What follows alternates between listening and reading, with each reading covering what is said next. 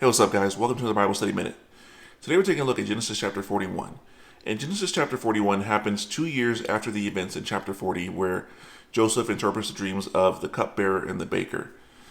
And in these 2 years, the cupbearer completely forgets about Joseph.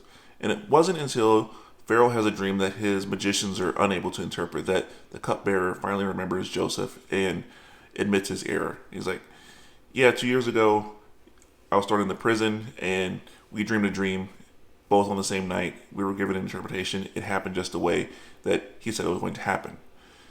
Hearing this, Pharaoh decides to bring in Joseph and has him interpret the dream. And immediately Joseph is like, no, I cannot interpret the dream, but God is going to be the one who gives the interpretation. So Joseph humbles himself and shows that the gift isn't his own, but it's something that's been given to him by God.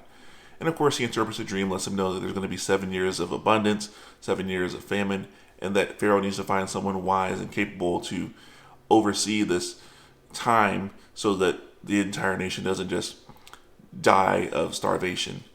And of course, Pharaoh doesn't find anyone wiser than Joseph and has the Spirit of God in him. And so he puts Joseph in charge. Now, what we see here is not a story of how to find success or how to go from small beginnings to a great end. That's not the story here.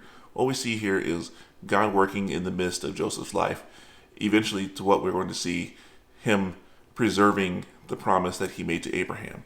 And that's the whole purpose of Joseph's life and the reason why he was brought down to Egypt.